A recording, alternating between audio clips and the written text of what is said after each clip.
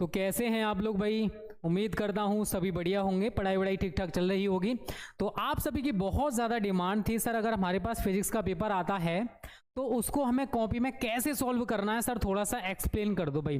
तो आज की ये वीडियो पूरा देखना भाई, लास्ट तक बिल्कुल भी स्किप मत करना, सारी चीज़ आपके साथ डिस्कस करने वाला हूँ, टेंशन ना लो भाई, ठीक है। चलो भाई हम स्टार्ट कर देते हैं बिना देरी के। तो बोर्ड एग्जाम में फिजिक्स की कॉपी आपको कैसे लिखनी है भाई, वो मैं आपको बताने वाला हूं। देखो 70 नंबर का पेपर आएगा और अगर आप कॉपी अच्छा लिख के आते हो, देखो पेपर सभी देने जाते हैं बट टॉपर कोई कोई बनता है, उसका एक सबसे बड़ा रीजन होता है कॉपी को लिखने का तरीका। तो अगर आप कॉपी को लिखने का तरीका जानते हो तो आप भी टॉपर की कैटेगरी में आ सकते हो भाई, आप भी टॉपर बन सकते हो फिजिक्स के पेपर में। ओके इस चीज को याद रखना। तो क्या तरीका होता है, कैसे हमें वो फॉलो करना है, चलो मैं वो बताने वाला हूं बच्चा, ठीक है। चलिए उससे पहले एक प्यारा सा थॉट है आप सभी के लिए। अभी असली मंजिल मिलना बाकी है, अभी असली मंजिल मिलना बाकी है, अभी इरादों का इम्तिहान बाकी है, अभी इरादों का इम्तिहान बाकी है, अभी तोली है जमी मुट्ठी भर, अभी तोली है जमी मुट्ठी भर, अभी तोलना आसमां बाकी है, अभी तोलना आसमां बाकी है। ओके तो ऐसे ही आपके सपने भी होने चाहिए, सपने छोटे ना देखो बड़े देखो, और उन्हें पूरा करने के लिए दिन रात मेहनत करो भाई, तभी वो आपको मुकाम मिलने वाला है। सबसे पहला काम होता है भाई अगर आप पेपर देने जाते हो एंट्री का, क्योंकि अगर आपकी ये गलत हो गई तो फिर आप चाहे कितना भी अच्छा पेपर करके आना, आपको नंबर एग्जामिनर नहीं देगा भाई। जब आपका रोल नंबर गलत है, सारी चीजें आपने गलत फिल कर रखी हैं, तो एग्जामिनर नंबर किसको देगा ये बताओ भाई। तो सबसे पहला काम बेटा, मेरे पास ये पेपर मान के चलो भाई, मेरे पास रोल नंबर है, इस टाइप से आपको कॉपी देखने को मिलेगी। फ्रंट पेज जो होगा कैसे भरना है, सबसे पहला जो ऑप्शन होता है परीक्षार्थी का अनुक्रमांक, मतलब रोल नंबर। जब आपको एडमिट कार्ड दे दिया जाएगा तो वहां पर रोल नंबर आपको दे रखा होगा, जैसे यहां पर है मेरे पास 2235 2235 221232, ये एक रोल नंबर हो गया भाई। मैंने सबसे पहले लिखा अंकों में, फिर शब्दों में, तो इतना लंबा डिजिट शब्दों में वैसे तो आप सभी को पता है 2 लाख 4 लाख ऐसे करके लिखा जाता है। अगर आप यहां पर ये भी लिख के आ दो 2 फिर 2 3 5 2 ऐसे करके आप पूरा लिख देना, 2 2 1 2 3 2, तब भी वो शब्दों में सही माना जाएगा। ये काम हो गया। फिर किस विषय का पेपर दे रहे हो आप, फिजिक्स का, तो यहां लिखोगे भौतिक विज्ञान। अगर आप अंग्रेजी में भी लिख देते हो ना तब भी आपका सही है।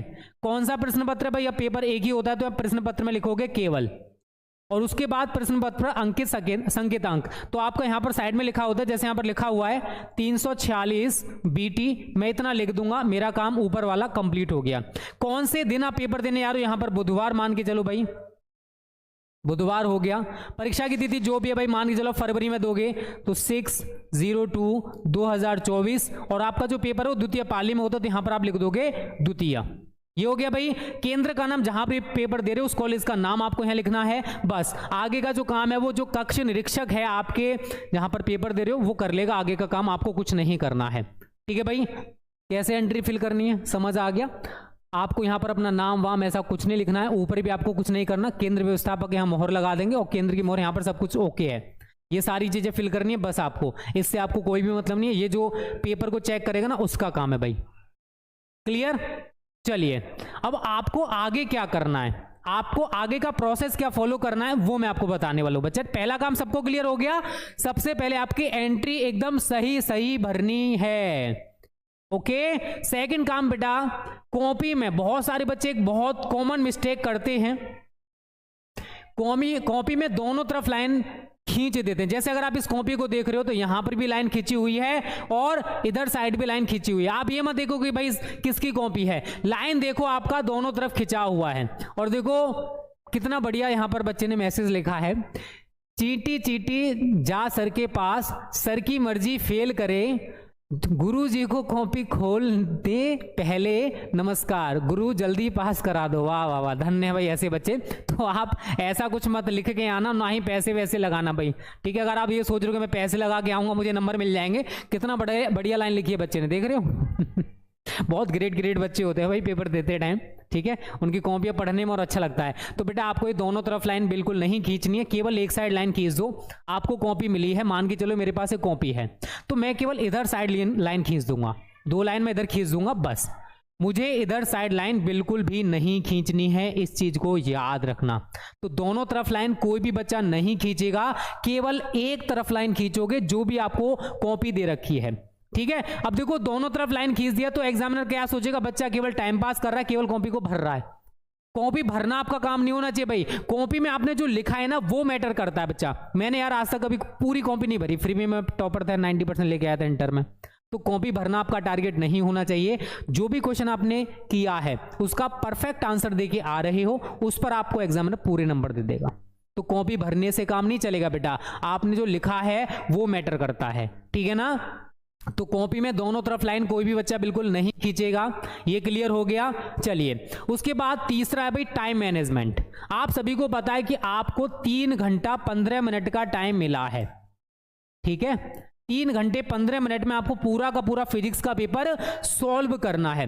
बहुत सारे बच्चे ऐसे होते हैं भाई 3 घंटा 15 मिनट उनको कम रह जाते हैं। क्यों? क्योंकि भाई 1 नंबर का सवाल वो इतना बड़ा चढ़ा के लिख कर आ रहे हैं जैसा एग्जामिनर उनको 2 नंबर 3 नंबर 4 नंबर देने वाला है। तो टाइम मैनेजमेंट का सभी बच्चे ध्यान रखना बेटा।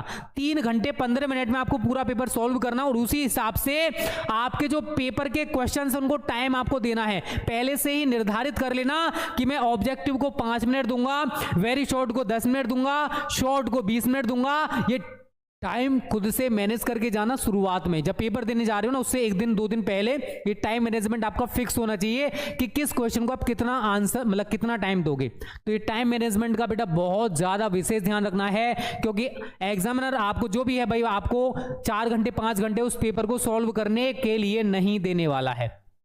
तो टाइम मैनेजमेंट का ध्यान रखना सभी बच्चे, कॉपी में ये बहुत ज्यादा जरूरी है, इस चीज को याद रखना बेटा। नेक्स्ट है, बहुत सारे बच्चे भाई ये सोचते हैं कि सर हम पहले प्रश्न से हल करेंगे तो एग्जामिनर हमको सही नंबर देगा। बेशक वो गलत हम प्रश्न क्यों ना हल करते हैं फिर भी एग्जामिनर सही नंबर देने वाला है। तो बेटा ये जो मानसिकता है वो गलत है।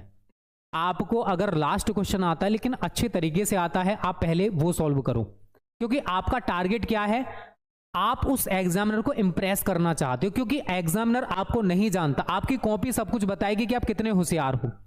तो first impression is the last impression. अगर आपने पहले ही गलत क्वेश्चन कर दिए, 1 2 3 4 क्वेश्चन गलत कर दिए, आगे जाके आप कोई क्वेश्चन सही भी कर दोगे ना तो एग्जामिनर को डाउट रहेगा भाई कहीं इसने गलत तो नहीं कर दिया पहले क्वेश्चंस की तरह। तो सबसे पहले उन क्वेश्चंस को करो बेटा जो आपको बहुत अच्छे तरीके से आते हैं, फिर वो क्वेश्चन करो जिनमें थोड़ा बहुत डाउट है, और लास्ट में वो क्वेश्चंस करो जो आपको आते नहीं है या फिर थोड़ा सा बना के लिख कर आना चाहते हो। बट पेपर पूरा सॉल्व करना है, कोई भी क्वेश्चन स्किप करके मत आना अगर आप चाहते हो एग्जाम में अच्छे नंबर लाना। तो क्लियर है बेटा ये वाला पॉइंट सभी को? सबसे पहले आप उन प्रश्नों को हल करो जो सबसे अच्छे से आते हैं, क्योंकि आपका टारगेट क्या है कि जो भी कॉपी हमारी चेक कर रहा है उसको हमें ये दिखाना है कि आप कितने होशियार हो। आपकी कॉपी सब कुछ इंडिकेट कर देगी अगर आपने सही तरह सिस्टमेटिक ढंग से पेपर को सॉल्व किया है। तो राइटिंग उतना मैटर नहीं करती भाई फिजिक्स केमिस्ट्री मैथ्स में, ये आप लोग याद रखना। आप सोचो कि मैं ज्यादा अच्छा लिखूंगा मुझे तभी नंबर मिलेंगे, ऐसा कुछ नहीं होता है।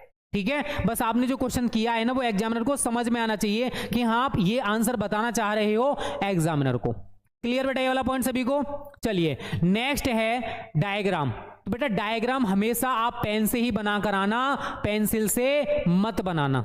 उसका आंसर ऐसा क्यों बोल रहा हूं भाई, आपने अगर किसी पेज पर आपने पेंसिल से डायग्राम बना दिया, ठीक है भाई, अब आप सभी को पता है कि जो कॉपी है भाई वो आप जहां पर भी पेपर दे रहे हो वहां पर तो रहेगी नहीं, कॉपी भाई आगे जाके कहीं पर शिफ्ट होने वाली है और किसी ना किसी वाहन में वो जाएगी।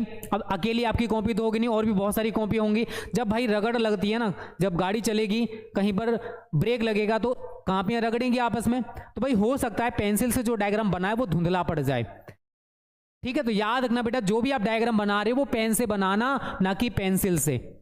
मैंने क्यों बोला है ऐसा, बिकॉज हो सकता है जब कॉपियां एक जगह से दूसरी जगह पर शिफ्ट की जाएं तो पेंसिल का डायग्राम धुंधला पड़ जाएगा। चाहे आप कितना भी अच्छा डायग्राम बना के आ रहे हो, जब एग्जामिनर को वो दिखेगा नहीं तो वो नंबर कहां से देगा। तो डायग्राम हमेशा बेटा पेन से बनाकर आना, ना कि पेंसिल से। फिर बात आती है सर कैसे कलर का यूज करना चाहिए, तो बेटा ब्लू और ब्लैक पेन का ही यूज करना है आपको पेपर को सॉल्व करते टाइम। आप कोई भी क्वेश्चन सॉल्व कर रहे हो आप उसमें कॉपी में लिखो, ब्लैक पेन से लिखना प्रश्नोत्तर संख्या 1। ये किस पेन से लिखा हमने, ब्लैक पेन से। ठीक है, उसके बाद आप इसमें अगर ऑब्जेक्टिव लिख रहे हो तो यहां पर का, ख, ग, घ, ये 4 हमने फिर से किससे लिख दिए, ब्लैक पेन से। कलर्ड पेन यूज नहीं करना बेटा, केवल ब्लू और ब्लैक पेन यूज करना है। और यहां पर जो आप आंसर बता रहे हो उसको आप ब्लू पेन से लिख दो। भाई अगर आपकी राइटिंग थोड़ी बहुत ठीक है ना तो ये भी बड़ा सुंदर लगता है।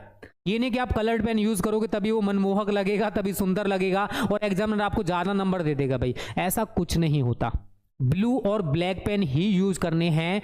डायग्राम जो बायोलॉजी के होते हैं वहां पर इंटर के बाद तो बेटा कर लेते हैं कलर्ड पेन, बट अभी देखो प्रोहिबिटेड है, हमें नहीं पता है वहां पर एग्जाम इसको नंबर देगा या नहीं देगा, काट देगा, क्या फायदा।